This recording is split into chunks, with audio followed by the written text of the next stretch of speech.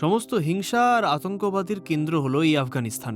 আফগানিস্তান হলো সেই জায়গা যেখানে মহাভারতের গান্ধারী নিজের সমস্ত যৌবন কাটিয়েছে, যেখানে গৌতম বুদ্ধের শিক্ষা সবথেকে বেশি প্রসারিত হয়েছে। বলুন না, আফগানিস্তানে বুদ্ধ আজকে কোথায়? বলুন।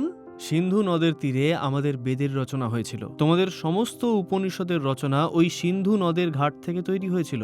বামিয়ানে বুদ্ধদেবের মূর্তি ছিল, আর তালিবানরা বুদ্ধদেবের মূর্তিকে বোমা মেরে উড়িয়ে দিল।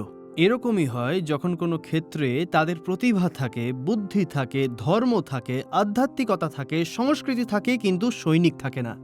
চিকিৎসালয় খুব ভালো জায়গা, বিশ্ববিদ্যালয়ের স্থান অনেক উঁচুতে, ধর্ম, প্রতিভা, সংস্কৃতি, বিচার এসবের অনেক উঁচুতে স্থান। এই সব কিছুর খুবই প্রয়োজন, কিন্তু এই সমস্ত কিছুকে সুরক্ষা আর সংরক্ষণ করা দরকার। ভারতের কাছে এই সব কিছু ছিল শুধু একটা জিনিস ছাড়া, কি? একটা শক্তিশালী সৈন্যদল।